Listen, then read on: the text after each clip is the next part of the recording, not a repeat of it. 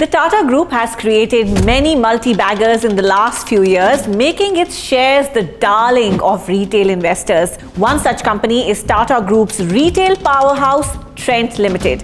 At the end of 2020, Trent's stock was priced at about 687 rupees. By October 2024, it had soared to an all-time high of 8,345 rupees, an astonishing 12-fold increase.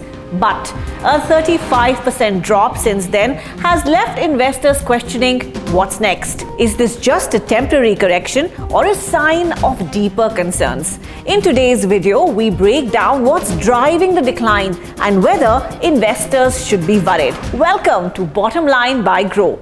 In our very first episode today, we will analyze Trent Ltd. Trent Ltd is a subsidiary of the Tata Group. It is an umbrella company of the Tata Group, which manages a variety of retail businesses in India. These include Westside, a major fashion retailer, Zudio, a value-focused fashion chain, Utsav and Star Bazaar, a player in the food, grocery and everyday essentials segment. Now, when Trent Ltd announced results for the December quarter, that's Q3 FY25, with a revenue of 4,657 crore rupees, this was a growth of almost 34%, but it was down from about 40% growth seen in Q2. Now, in a way, this explained why the stock started to correct. But can a mere dip in the company's revenue growth push investors to the edge?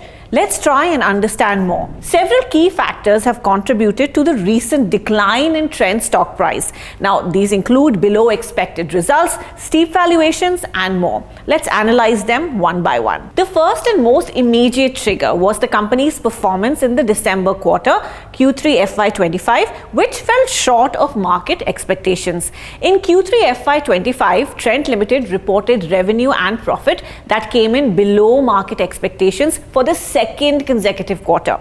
This shortfall between actual and expected results led to an initial negative reaction from investors. But there is more to the numbers than meets the eye. While Trent Ltd's revenue grew by nearly 34% in Q3 FY25, this decreased from about 40% growth observed in the preceding quarter, Q2. Now, this decline in growth became a significant concern for investors who have been used to seeing the company grow at a faster pace. Moreover, Trent grew at a rate of over 50% in the past quarters, barring Q2 and Q3, which further dampened investors' confidence in the stock.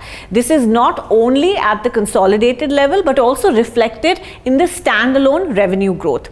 Now, a second contributing factor to the stock's decline is the slowdown in per-store revenue. This decline has been observed for the past 2 quarters, both on a quarter-on-quarter basis and a year-on-year basis as well. This suggests that while the company is growing its overall revenue, the performance of individual stores is not keeping pace, which too negatively impacted investor sentiment. Let's check out this table. If you look at year-on-year growth of per-store revenue, it has slowly been on the slide. From nearly 22% growth in Q1 FY25, the per-store revenue came to 11.83% growth in Q2 FY25 and now stands at 7.08% growth in Q3 FY25. This is reflected in the stock price movement as well. The stock nosedived by over 8% immediately after the Q3 FY25 result announcement.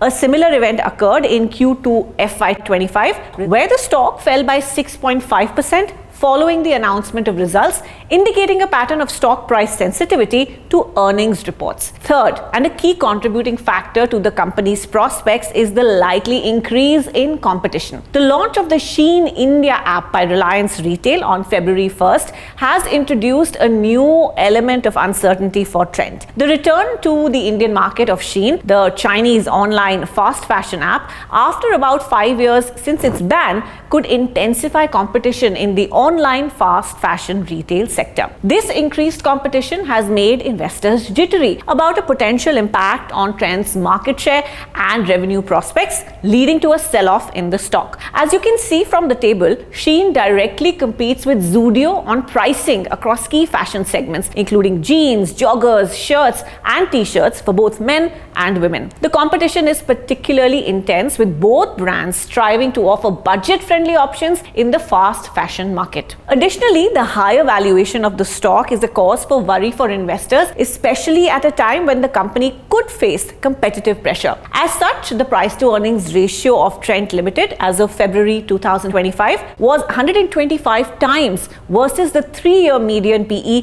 of 177 times. While the valuation appears to have mellowed down on account of the last 2-quarter performance, investors should keep an eye on this metric going forward. The company's prospects remain bright. While factors including moderating growth and steep valuations weighed on investor sentiment, pushing the stock down by about 35% from its 52-week high, the company continues on its growth path. Trent's sales performance has remained strong. This indicates that the company's products are still in demand and customers are continuing to patronize its stores. The company has demonstrated significant year-on-year sales growth of 34%, along with a 34% increase in net profit to 497 crore rupees. This strong year-over-year performance underscores the company's positive trajectory despite the recent slowdown. Further, Trent has also seen impressive quarter-on-quarter growth with a 12% revenue increase and a 48% net profit increase. This is better than its peer companies such as Reliance Retail Limited. Also, the company has been actively expanding its store network, which has been a key driver of growth. In the most recent quarter, Trent added 58 new Zudio stores and 12 West Side stores after accounting for store consolidations. Store consolidation is a strategy followed by companies for optimizing their presence in certain areas. This is done by closing underperforming stores and enhancing the efficiency by resizing stores or strengthening the profitable locations by optimizing store formats. This strategy helps Trent Ltd maintain profitability, reduce costs, and ensure sustainable growth in its retail operations across brands like Westside, Zudio, and Star Bazaar. The company's total store portfolio has now surpassed the 900 mark, reflecting its aggressive growth strategy. Now, beyond its clothing brands, Trent's food and grocery business, Star Bazaar, also saw substantial growth with a 25% revenue increase, supported by a 10% same-store sales growth. This indicates a diversification of revenue streams for Trent and a strong performance in multiple segments. So what do we learn from all of this? Well, as per media reports, multiple analysts have cut their price target on the stock by 14% to 16% after its December quarter results. But despite the price target reductions, analysts remain optimistic about Trent's long-term growth potential. However, they also highlight the stock's stretched valuation, which provides a lower margin of safety. This indicates that while the company's fundamentals are strong, the stock might be overvalued and investors should be cautious. That said, Trent is expected to continue its outperformance when compared to its peers, aided by the company's store expansion and consolidation in some areas. All these indicate that the company has a unique market position and growth strategy and is expected to yield long-term benefits.